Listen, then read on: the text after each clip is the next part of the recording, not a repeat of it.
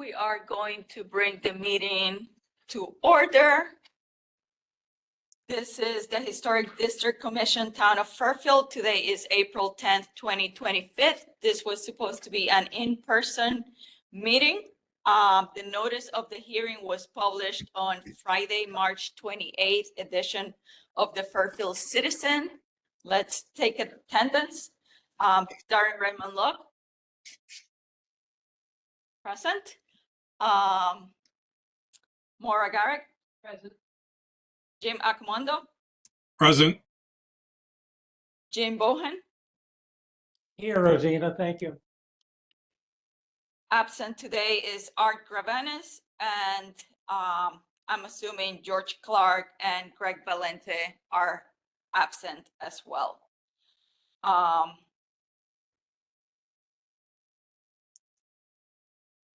All the alternates are going to be voting today. The first item in the agenda is Southport Congregational Church, 524 Pickwood Avenue in Southport, Connecticut, for a property located at 524 Pickwood Avenue for new railings at the kitchen entrance. Is there anyone here representing this application? Yes, Rosina, can you hear me? Yes. Yeah, this is an experiment. I hope this is satisfactory because I'm remote and you're in person. So I'll give it a shot. Can I share my screen? You can go ahead, yes. Okay.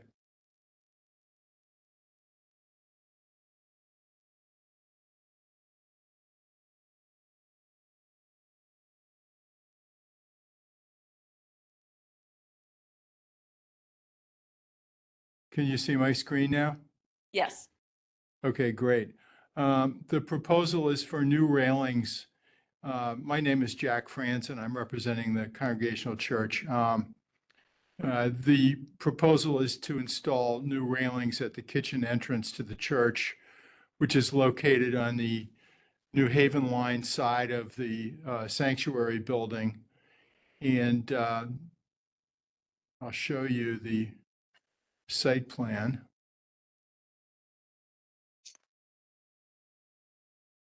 So the area in question is this L-shaped stairway. It's a wooden stairway that was built about, I don't know, 35, 40 years ago. And there's like a little vestibule that leads into the kitchen at the rear of the sanctuary. There are a couple handicap spaces there. The stairway was built a long time ago and the code changed. And the desire was to put graspable handrails on the stair. So what we did was we designed basically a pipe rail design which attaches to the stanchions. They're big 6x6 wooden stanchions for the stairs. And these pipe rails are mounted onto the stanchions. And there's a section on the first flight. And there is another section on the second flight going up here. And because of the condition of the stair, you can see this is what it used to look like. The church wanted to make it safer and also repair some of the damaged wood. That's already been done. And the contractor, because he was concerned about safety, in the meantime, he's actually, he's installed these railings. So, and we realized that if we get denied, we'll have to take them down or move them. But these are the railings that are in the drawing. And we think it's appropriate. It's very minimalistic, and we hope you agree. And I'd be happy to answer any questions that you might have. Darren, do you have any questions? Hi, Jack. I just have one question. How visible are these from a public way? I think if you're, you know, since the New Haven line is a public right of way, I believe they are visible. Okay. I don't think you can see them from Pequot Avenue or Okay. any other street. But Yeah, if they're you're very up on this minimal. train platform, you probably can see them. Okay. Thank you. That's my only question. Jim A, do you have any questions? No questions. Looks great. Thank you. Maura, do you have any questions? I have no questions. Jim B, do you have any questions? No questions on appropriateness. All I say is with my advancing age, I'm very welcome to handrails. Yeah, we all need them. Yeah. Thank you. No other questions, John. And my only comment, which I discussed with Jack, was about the handrail extensions, but it seems that the building department, the building official approved not having the extension, so I have no comments and no questions. Yes, So, we had actually drawn that, and then when the contractor reviewed it with the building official, he said we didn't need to do it. And I think it's because they also use these stairs to move things when they have events. It may be actually safer that way in this rare situation. okay. I'm gonna ask if there's anyone from the public who has any questions? Hearing no, we did not receive any letters in favor of this application and did not receive any letters opposed to this application. So this hearing, it's now closed for this application. Greg Valente just walked in, so just noting that. The next application is St. Paul's Episcopal Church, 661 Old Post Road, Fairfield, for a property located at 661 Old Post Road to replace Belgian block with cobblestone edging blocks. Is there anyone here representing this application? Yes, good afternoon, Commissioners. This is John Hyland from St. Paul's Church. And I will, if you, it's okay, I will share my screen with you. Thank you.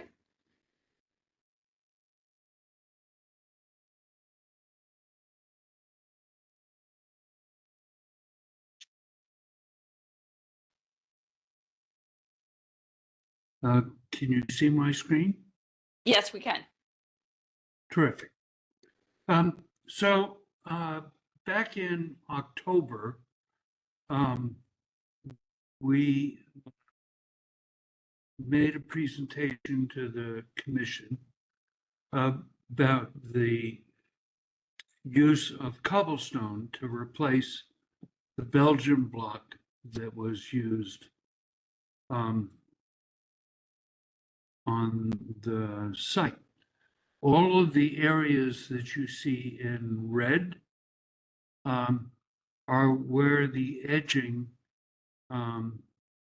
is installed. And that's currently Belgian block, and it's actually embedded in concrete.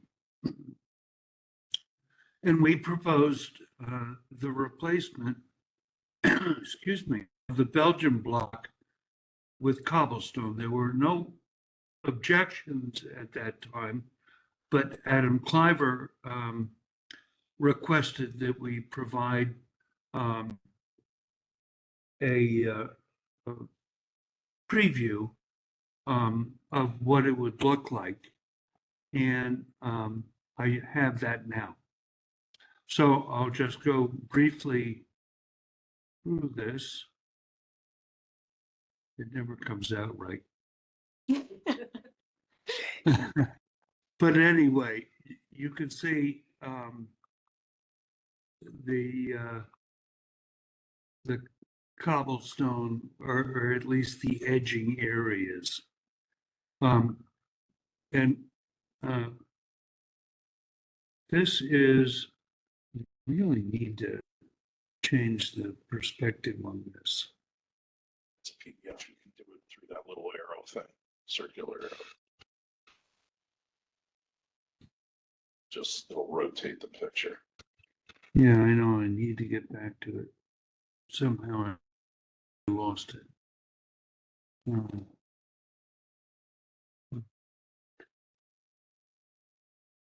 It's making me crazy. There we go. There it is.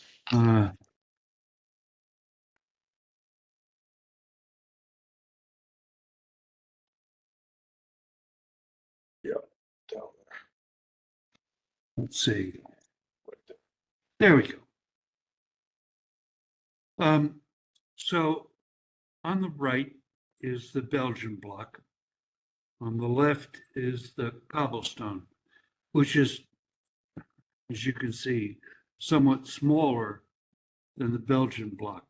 So basically what we propose is we'll remove both, we'll remove the Belgian block and the concrete under it, and then install new concrete and the cobblestone. And essentially, this is what it'll look like. So over here in this area, you see the current Belgian block, but this is all cobblestone. So it'll have a very similar look, but it'll use a different material. Any questions? Darren, do you have any questions? No questions for me. Thank you so much. Jim A, do you have any questions? Yeah.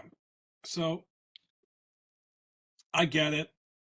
Our manual does not allow for the Belgian block, and cobblestone is acceptable, but I just have this one I'm having a little bit of an issue with. I can't imagine how much this is costing the church and how much this is deviating away from possibly community investment. So that's it. I have an issue with that. I think it looks better with the cobblestone, but I don't think it's materially different. And so that's my personal opinion. Yes.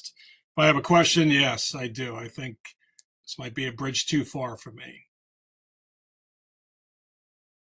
I'm not sure I understand the comment. My comment is we're asking you to do something because what you did before doesn't comply with our rules yet.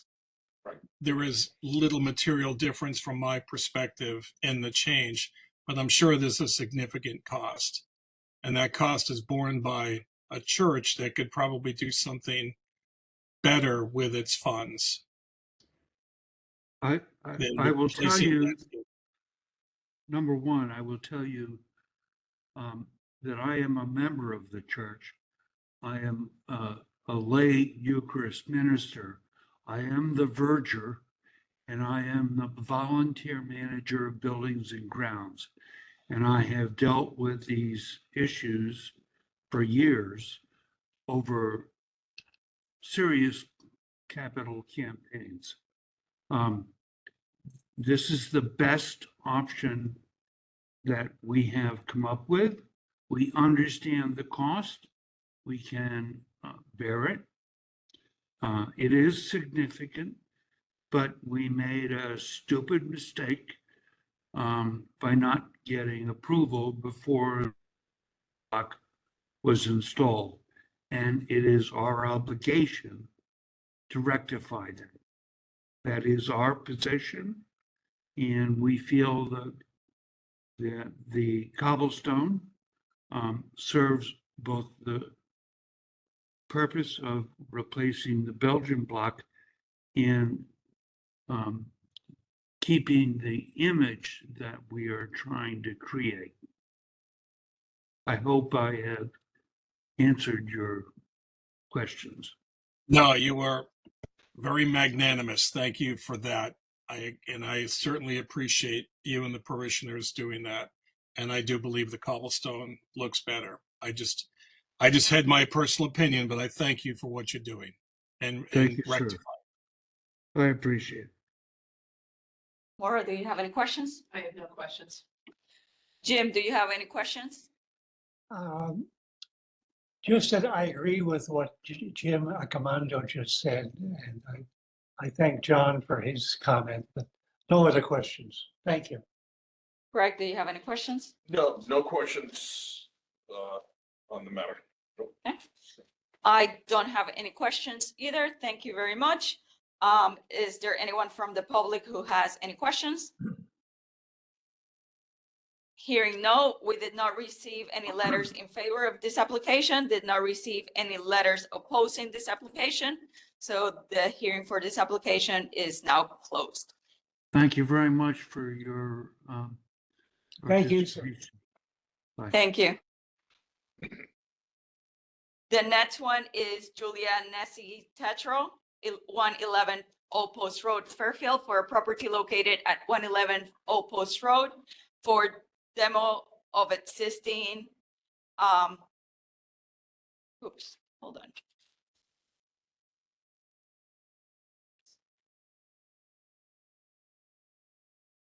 on. The repair resurface of the backyard porch. Thank you.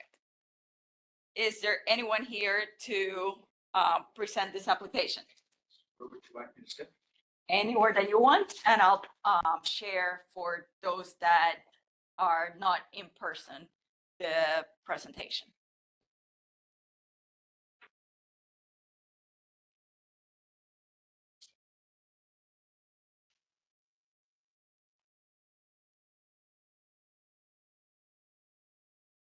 Thank you for the opportunity. Basically, you have it's a 1953 house. The back porch is in need of repair. What we'd like to do is basically resurface it, similar to what we did in the front porch that was for this body. It's 2 years. Yes. So the idea is to do a similar bluestone kind of resurfacing to make it. Scope of work included in the packet. So I've got a scope of work that includes location, cut the existing concrete there, flush, get my glasses out. Actually, I'm thrilled. I cataract surgery yesterday, so I'm thrilled to be here. Oh, Both eyes are working well. They don't see any better, but they work. Install bluestone treads for the stairs. Install a natural facade similar to the front porch. And at the top of the landing, install rectangular pieces of bluestone. The overall guideline is to be similar to what the front porch. 2 years ago, I included in the packet a picture of the back porch. Next, I included a close-up of the front porch so you see what we're doing. And then I included 2 photos, both from Turney Road. One looking down the edge of the house, so you can see what is visible from the public. And then one from the far corner of the yard, also on Turney Road, looking towards the back of the house, so you can see what's visible. And then the plot plan. Back porch identified.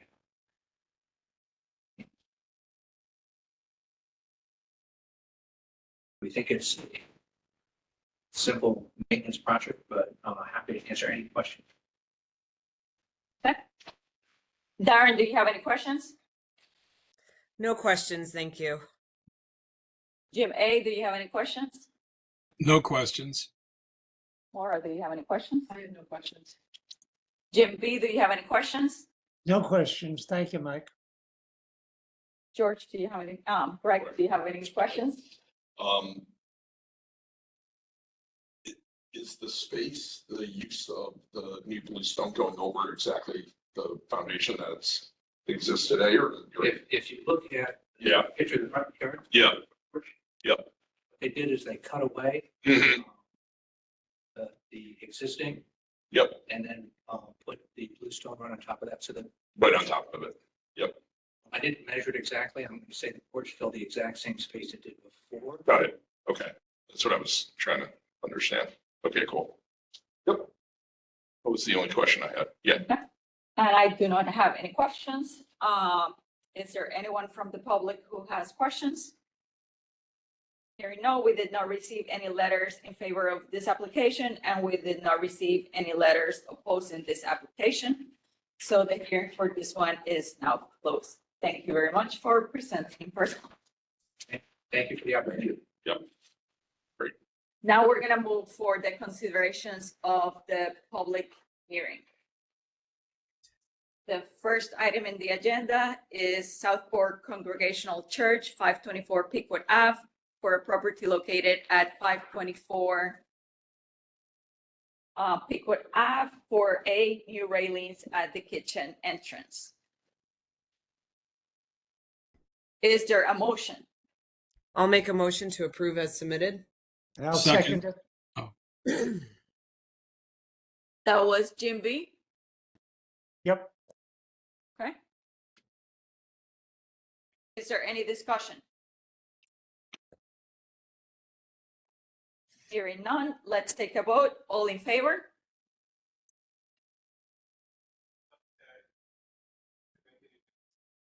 It seems that everyone's in favor. So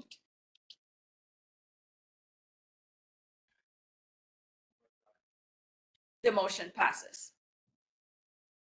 The next item in the agenda, St. Paul Episcopal Church, 661 Old Post Road, Fairfield, Connecticut, for a property located at 661 Old Post Road to replace Belgian block with cobblestone edging blocks. Is there a motion? Make a motion to accept. I'll I'll second. second that. That was Jim A. and Darren. Is there any discussion? I mean, I agree with Jim A on this one. I mean, cobblestones to me is substantially different than Belgian block, and I just feel like they're swapping one for a smaller version of it. So, you know, it feels a little overproduced because of what's on our handbook in this particular case, but I applaud them for being willing to go through this whole really big project to fix this. But I'll add to that I think we need to put an asterisk next to it to address it then in our handbook in order to allow agree. us discretion. I completely agree. Yep. I agree. Yeah. Yep. Yeah, because if they actually had recessed the Belgian block even a couple inches into the concrete, we wouldn't even be able to tell the difference. Right. So, Yes. thank you all for that. And putting an asterisk there, I think is great. Give us discussion in the future. And big applaud for St. Paul's for their stewardship and willing to do this. Well said. I agree. Any more comments? Hearing no, let's take a vote. All in favor? All in favor? The motion passes. As the chair, would you let them know our comments? Yes. It Oh, will thank be, you. it will be I part of the have meeting. heard your comments and appreciate. Oh, Jonathan, you're still there. I am, sir. Thank you. You're welcome and thank you. No problem. The next item in the agenda was Julia Nessie Tetro, 111 Old Post Road, Fairfield, Connecticut, for a property located at 111 Old Post Road for repair resurfacing of back porch. Is there a motion? I'll make a motion to approve as submitted. And I'll second that. There you go. That was Jim B. Yep. Is there any discussion? Hearing none, let's take a vote. All in favor? All of us, the motion passes. Now we're gonna move to approving the minutes from the 3/13/2025 meeting. Is there a motion to approve the minutes, the draft minutes as presented? So moved. I'll second. Is there any discussion? Hearing none, let's take a vote. All in favor? Yep.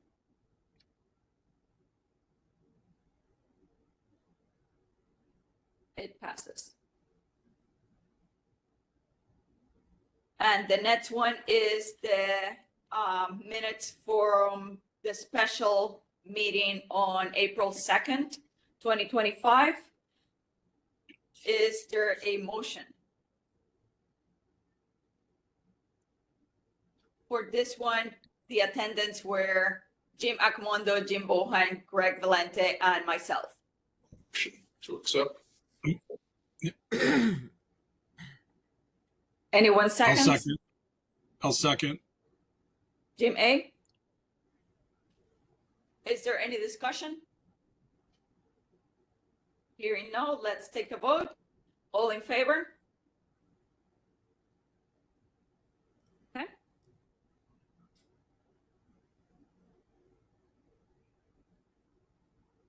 Passes. The next thing is the chairman's report. There was one repair form submitted for 506 Jennings Road. It is to replace some of the clapboards in the building as they are moving forward to repainting the house. So that one was approved and provided to the applicant. For the next thing, demolitions, I'm gonna be adding to our meetings the notices for demolition that we are provided. For this month, we received for 345 Old Dam Road to be demolished on or about April 14th. It's outside of the historic district, and it's not a locally designated historic property.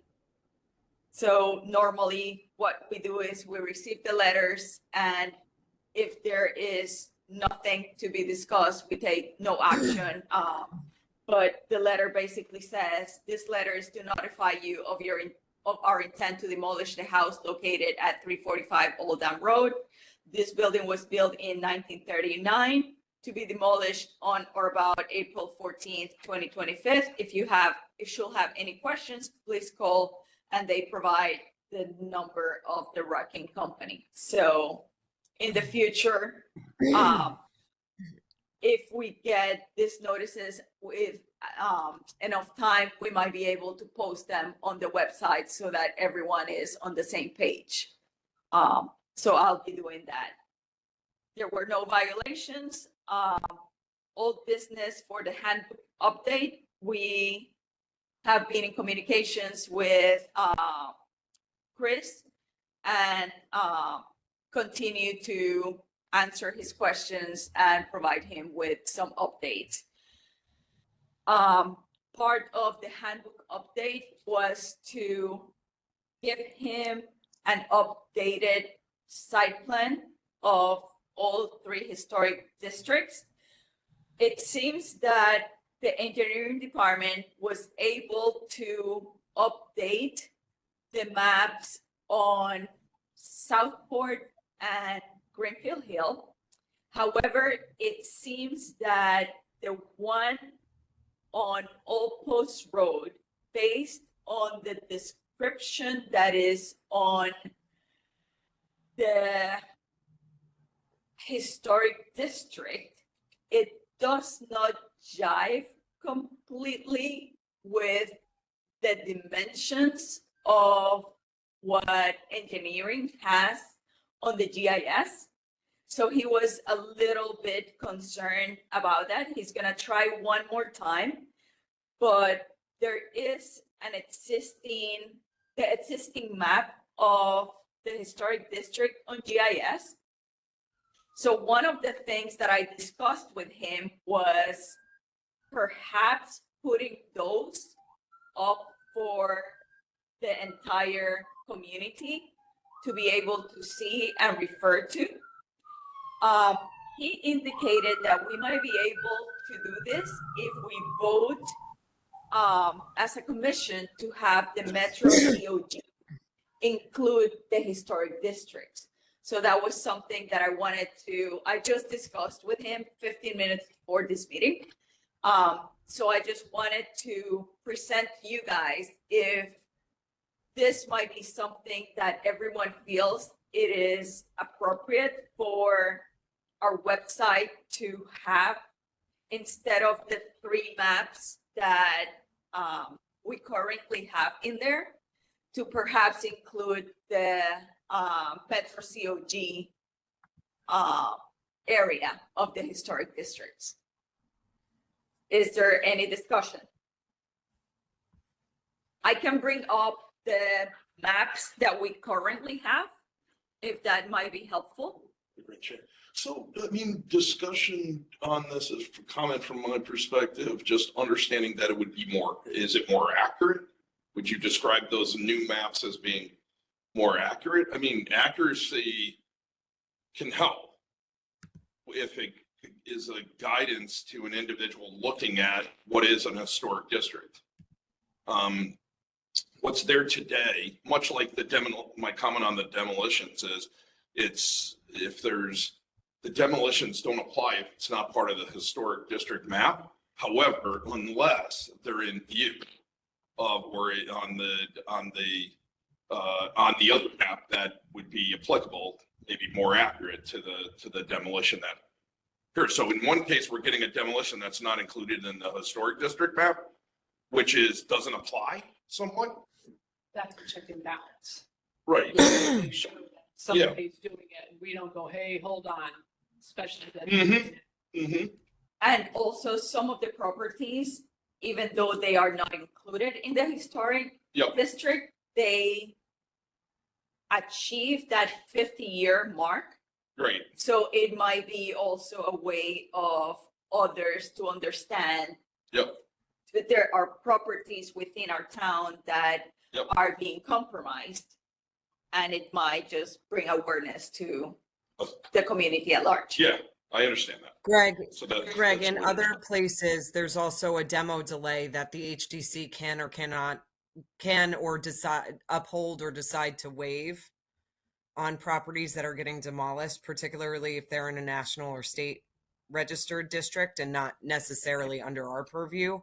I know Westport does this in addition to several other places. They uphold a 180-day delay if the building is historically significant, and that gives them time to try to work with the homeowner to see if there's any way to preserve it or at least document it before it goes down, if that's a possibility. Yep. Okay, so outside the map, almost a historic guidepost of making sure that we look at properties that are getting demolished, understanding the impact of that within a community, and having the opportunity to take a view on it. Correct. It may and at least represent the notification of that. That's great, because in time, if you start knocking down all, just to throw it out there, start knocking down all the historic properties within a town and start building non-historic aesthetic property for whatever reason could impact the town or make the town look a little bit incongruent to the historic commission's guideposts, Mhm. decisions and what we're trying to achieve here. So I understand that. Yeah, it makes sense. Rosina, I was going to wait until new business, but I'll just plug this in here now to discuss under later business, I guess. I did get an email from Preservation Connecticut about a demo in Fairfield. Okay. It's 431 South Benson Road. That one of the descendants of the original owner contacted Preservation Connecticut because it's a historically significant space, as it was the house of the first Black graduate of City College in New York, among other accomplishments. We haven't So- received anything as a commission yet, so It's got the picture has I think the sign is up there. Yeah, permit for Okay. demolition may be issued 60 days after the posting of this sign and no earlier than 5/27/25.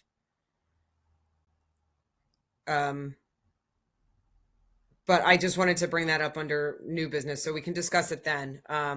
Because Stacy Vero emailed me.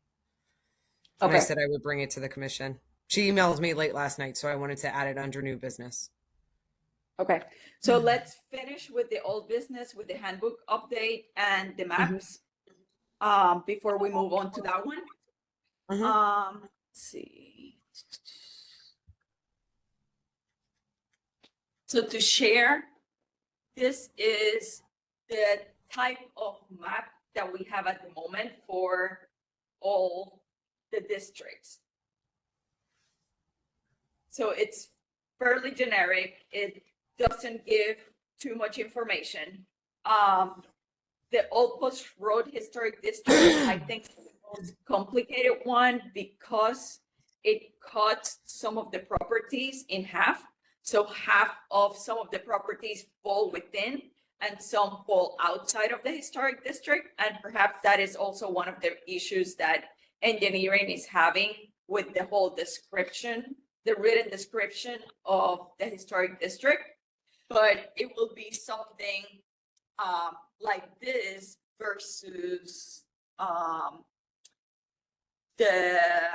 let me see if I can pull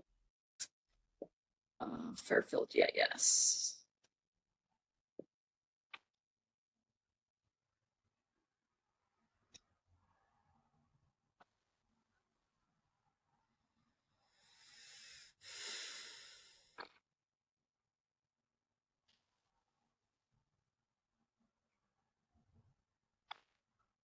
So for example, in, let's say,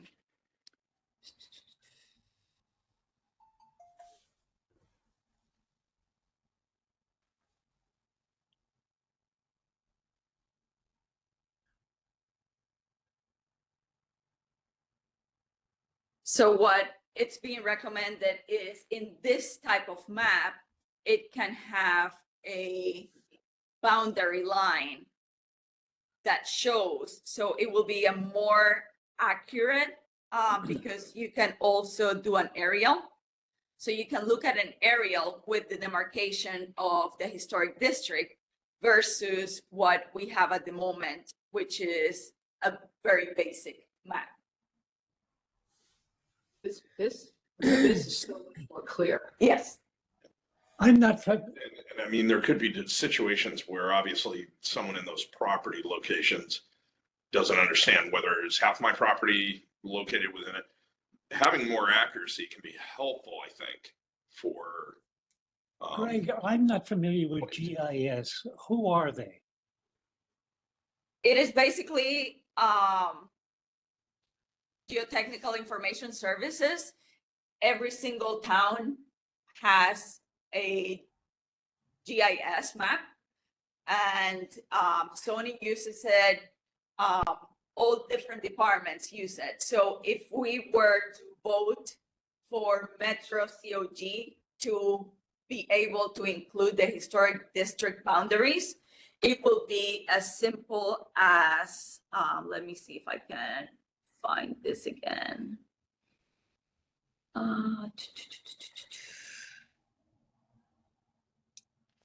Let me share one more time.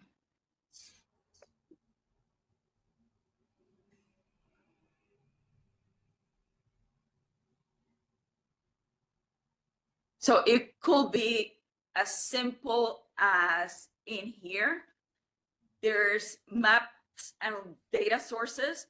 So when you go to layers, you can see different base maps. So right now, you have the aerials or the operational ones, which you can see contours, and it shows you all the contours of, let's say, Fairfield altogether.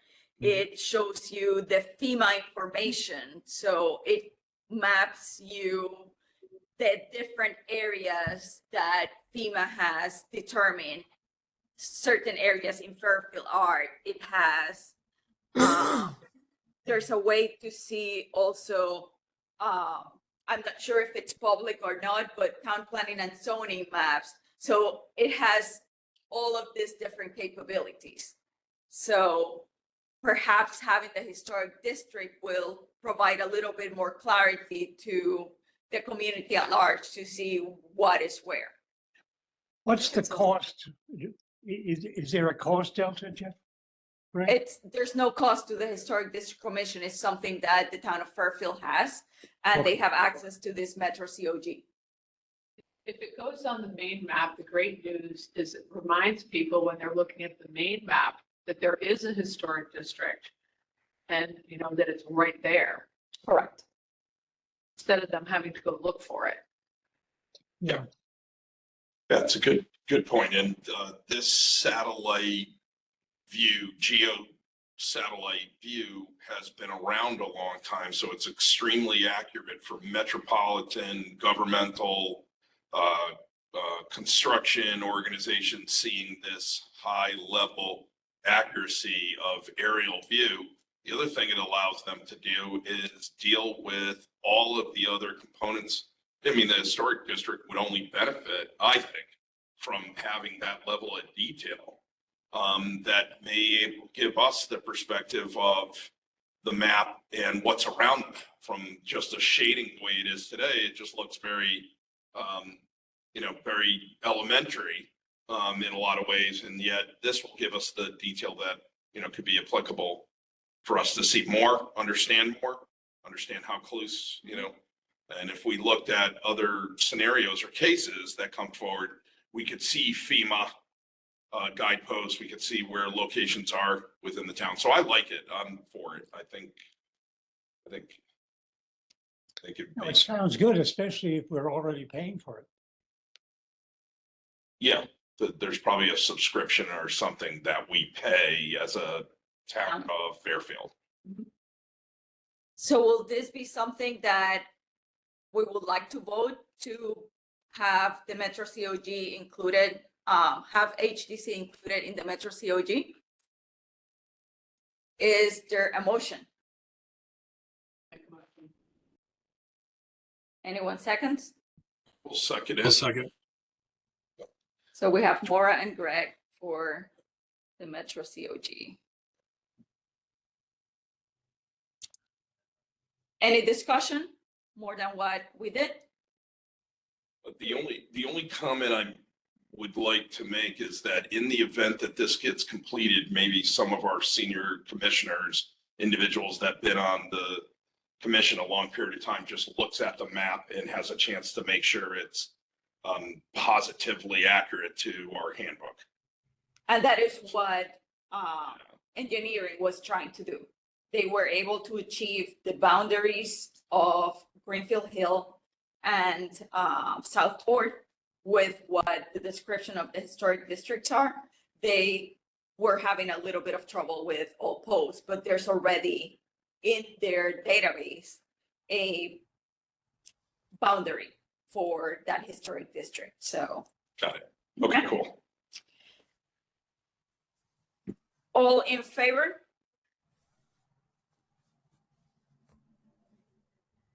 All in favor, so the motion passes. For new business, one of the items that we have in there is a storage container at the Southport train station. This was brought up a few weeks ago. And let me share. I have the letter if you need me to read it. Yeah, I'm gonna put it up. But go ahead and start reading it. Yes, please. April 8th, 2025, Southport Historic District Commission from Jarrett and Christine Ford, 46 Station Street, Southport, Connecticut, shipping container opposite Passy Restaurant. Dear members of the Historic District Commission, my wife and I live at 46 Station Street in the Historic District of Southport. Our property line abuts the Connecticut Department of Transportation land and parking lot used by commuters for the Southport Metro North Station and Passy Restaurant guests. Last year, Passy placed a large shipping container in the green space on the other side of the fence along our property line opposite the restaurant. It was our understanding that the shipping container was temporary storage, but after a year, it appears that it is permanent storage container.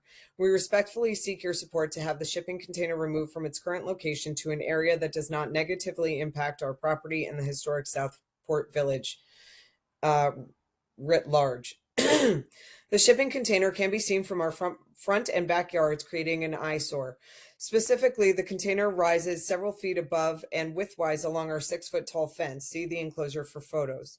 In addition to impacting our personal property, the container is also one of the first things passengers disembarking from the platform at Southport Station see upon arriving into our historic and beautiful town. It is akin to a shipping container suitable for an industrial marine terminal and not at the entry point to a historic district of Southport and the scenic road of Station Street. We've always enjoyed Passy Restaurant and the hospitality of their staff and management. Our objection to the container is no reflection on the wonderful service that Passy provides Southport and the surrounding communities. However, we would like Passy to find a new location for their storage needs so that the container does not cause visual disruption to our property and those of commuters and visitors to Southport Village. Thank you in advance for your consideration and support of solutions to address this situation. Kind regards, Jarrett and Christine Ford, enclosed photographs. So this is the location of the container. Usually containers are like this, are temporary structures which have a time limit. But this has been there for longer than that. That is why the residents of Southport brought up this issue. This is what they can see from their backyard.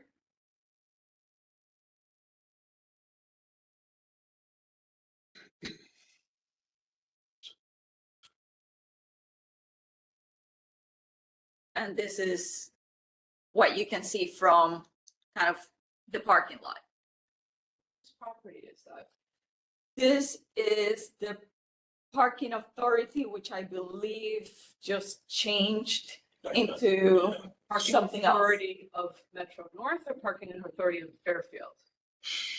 The parking authority, correct me if I'm wrong, anyone on the call, parking authority manages the process of parking at the station area for commuters or anybody who wants to use it. However, the property, I believe, is owned by Fairfield. But the authority manages the parking. In other words, this looks like a piece of property that is on the near the parking lot for the Southport Station on the backside near Pachi. So the thing is who's approved this as far as? That's a good question. That's a great question. So based on the information that I received, it doesn't seem that it had fallen into the building department's approval. It was more of a DOT. So that's why I think it's more of a DOT property than a local property. Mhm. But regardless, it's within the historic district. So it is under our purview. Yeah, and DOT would be the Metro North area where I'm sure they have a portion of every station. Sure. First of all, the tracks are DOT. Yep. And it's owned by the commission to own that. So I guess somewhere along the line, they decided to plop this temporarily there. And it looks like it's been there a year. That's what I'm hearing. And some of the neighbors have reached out to a contact person that it's part of the management process. So there hasn't been a response of it's going to be there for 3 more years or it's going to be removed in 30 days. Mhm. So it is, the concern is that it's not appealing to the area. So we, as it falls under our purview, we can put in a violation or do something to kind of enforce. But it's a violation then to the DOT for allowing Pachi to have it there, That's right. Makes sense. right? Pachi, they probably said yes to Pachi and Pachi didn't know if Or it. didn't, Yeah. or didn't, Yeah. and they don't even know it's Mhm. there. I believe they do know, hold on.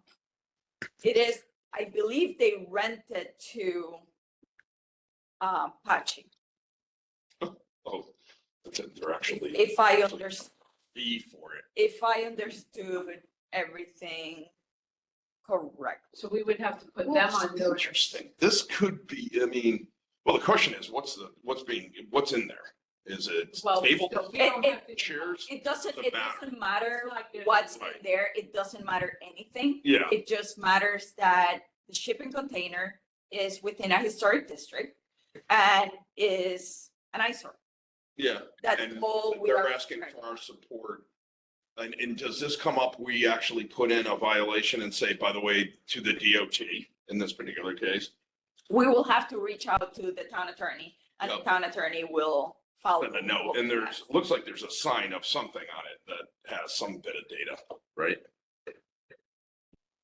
See, It's the rental most likely of the container. yeah, the rental container, okay. So Because I imagine, yeah, the town attorney can also tell us that's a zoning violation too. I discussed with the town attorney, Okay. and he. Let's see. Again, like. It's a little it's a You can have little, a pod, but can you have it there for 2 years? well, this is it, and it looks like it's been put there, and it looks like it's almost been considered permanent. Is really what it comes down to. There's one thing being temporary, but if it's permanent, Right. That's what Yeah. I'm saying. yeah.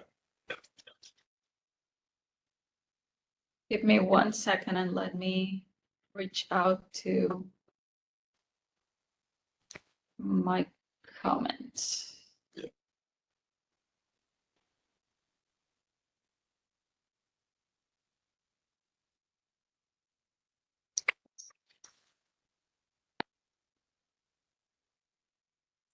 It's funny how these things end up happening.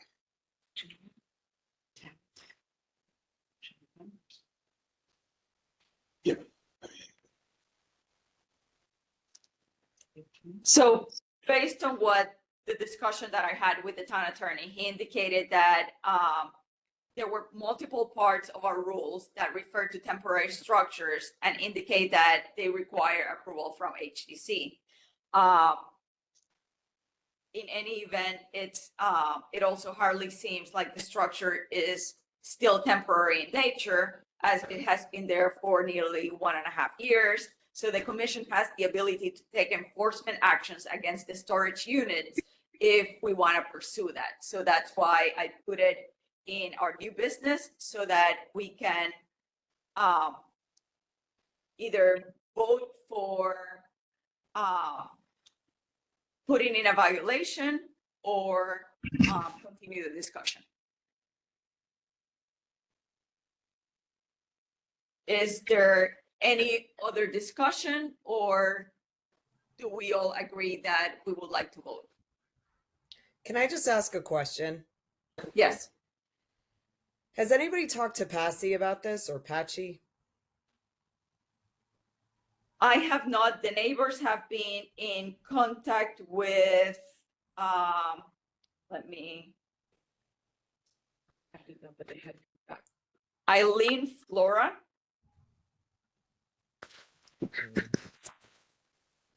Hold on. Is she somebody that works there at the restaurant? She is someone from, her email is fairfieldct.org, so she is in the town of Fairfield. And her response to one of the questions was, the container is Passy's. We and the state, so the town and the state approved the placement of the pod. And we stated they will be limited to just one. So they approved one container. We did not,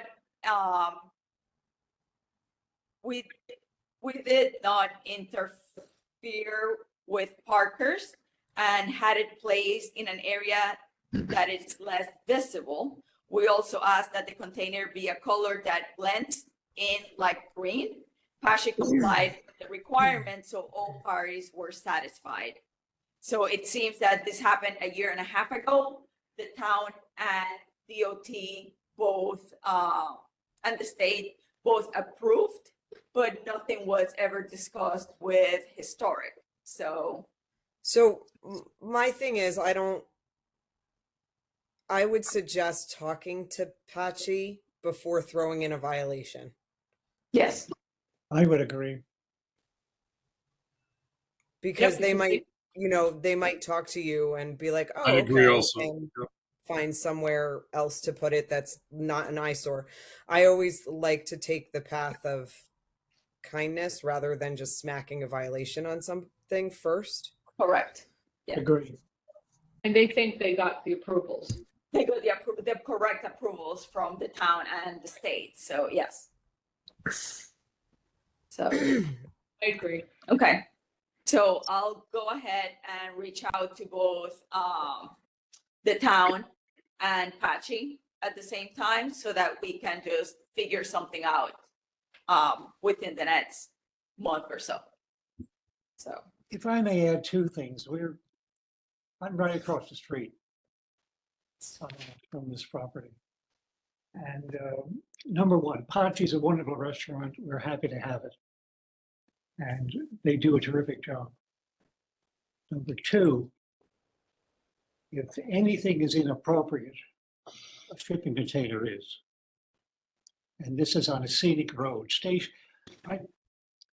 In 2007, I gathered signatures from 8 neighbors on Station Street to designate Station Street a state of Connecticut scenic road.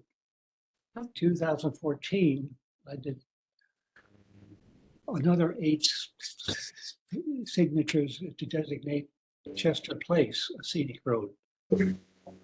As I think Jared Ford mentioned in his letter, this is the gateway to one of the most beautiful villages in the world.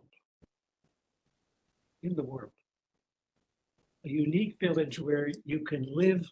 The chairman of IBM, the chairman of GE could walk from their homes to the railroad station.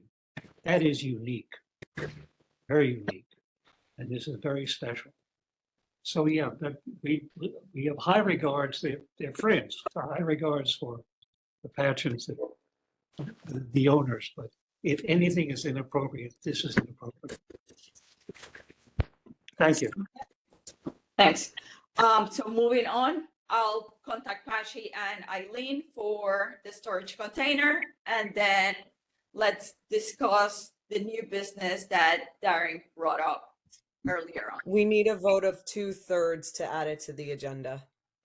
So let's, do we need to make a motion then first? Yeah, Or just make a motion to discuss the demolition of 431 South Benson. Okay, so let's make a motion for the discussion of the demolition of 31 South Benson Road. Is there anyone that wants to make that motion? I'll make the motion. I'm looking at the listing. It shows it was built in 1890. Is there anyone that seconds? I'll second it. Discuss it. All in favor of the discussion? I'm going to, I don't want to vote on this one You want because, to recuse yourself? That's yeah, I okay. want to recuse myself from voting. That's fine. I need to see hands for those that are not in person, if they are gonna vote. I see Jim A. Jim B, are you voting on this one or are you? No, I'm voting for the motion. Okay, thank you. So all in favor? We can discuss. Okay. Okay.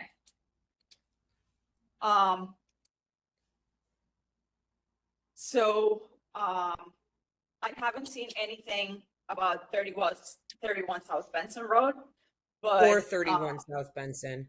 So 431?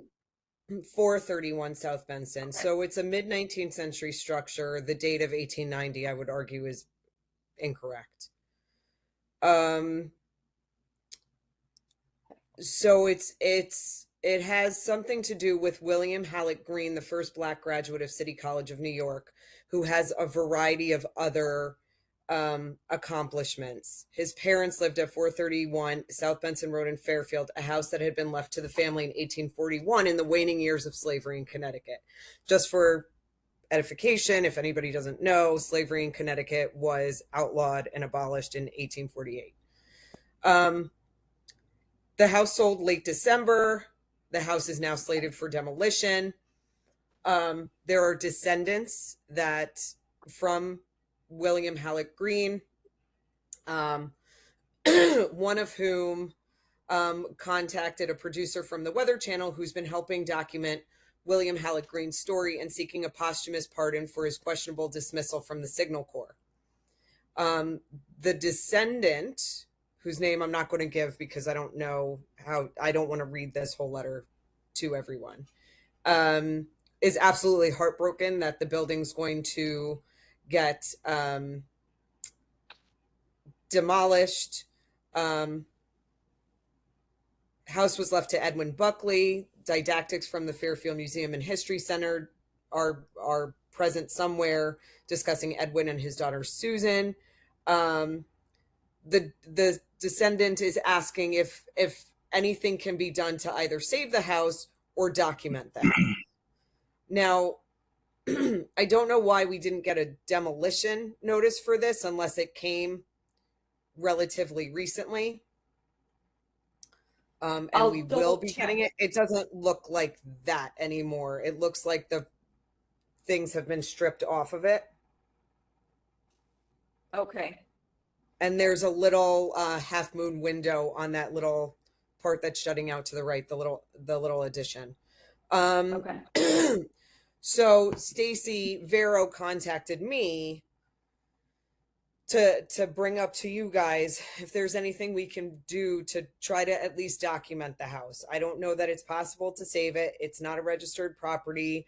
I don't know that the current owners are interested in saving it. It can be a question that we ask them, but it would be really wonderful if we could at least get in and document the house before it goes down so that there's pictures, there's a write-up, there's something in a file somewhere to document the house and its history.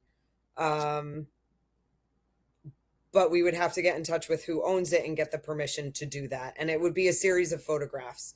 Going back to 2007, it looks like the descendants said that there was a lot of historic material that was still present. I don't know if that's still the case because that's almost 20 years ago now.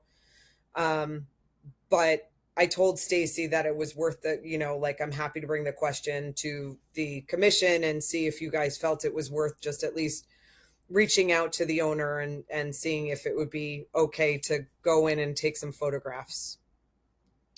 I have Yes. a question, if I can. So for anybody that was on this committee, I can't remember 8-9 years ago when Gustav Whitehead's house came up. Did that ever come up to be something similar to this, where it was a private residence? It was trended None back of to, of course, no? None I of wasn't us on the were in the commission, I commission don't know. then.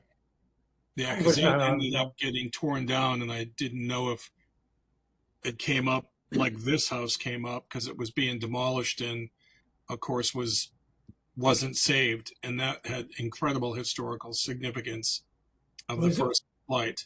So Jim, was that a house in Fairfield or Bridgeport?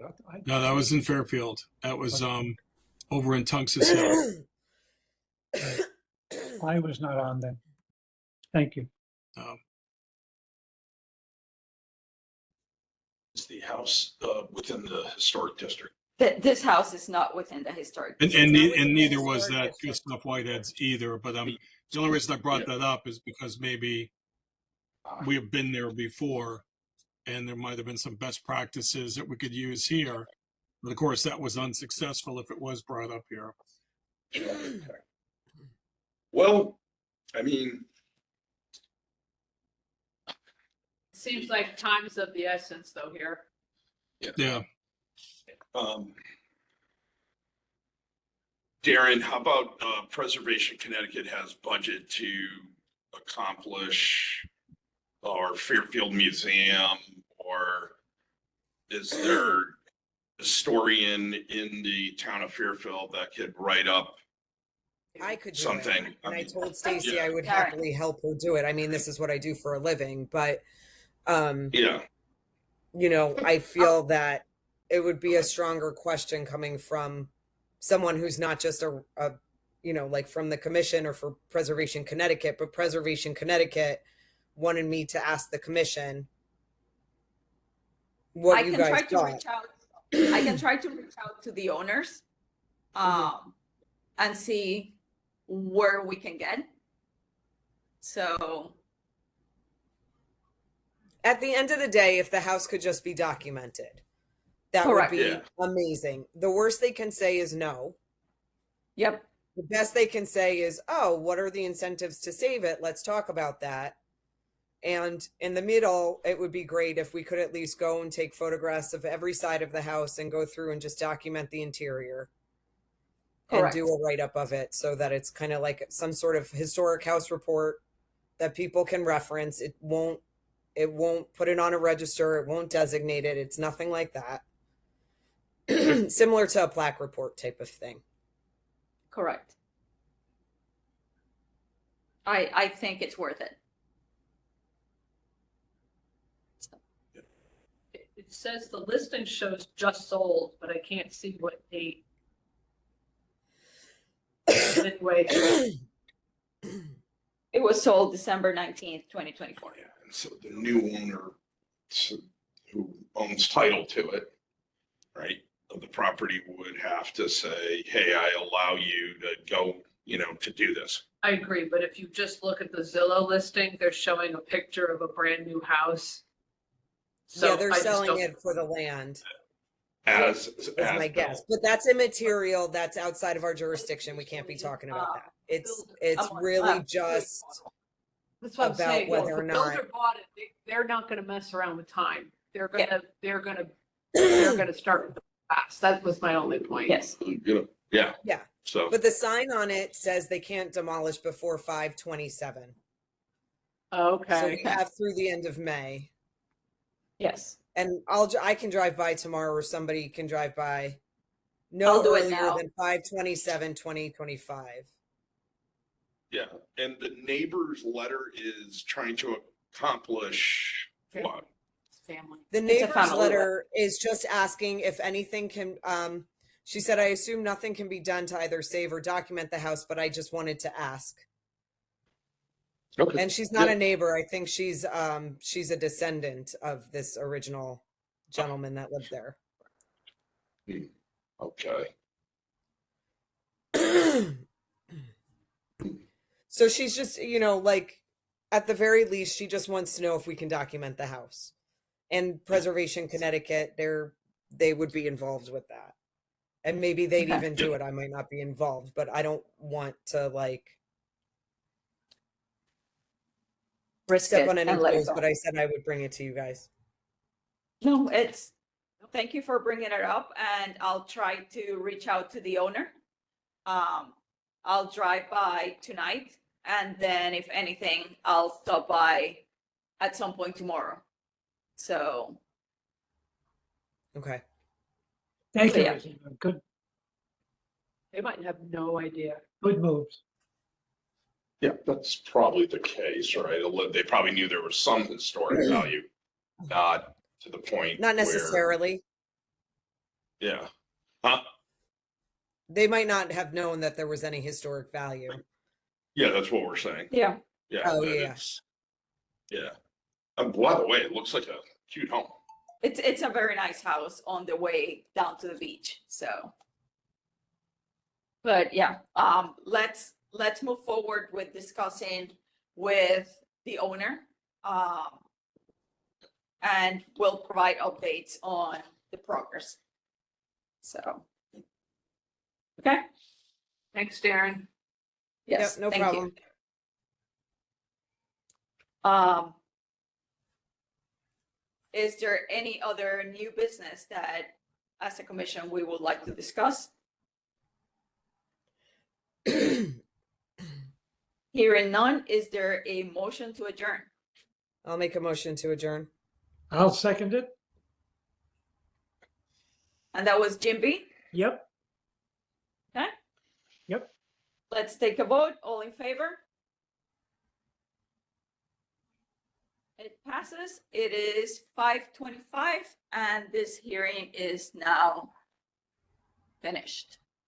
Thank you very much, everyone. Thank you.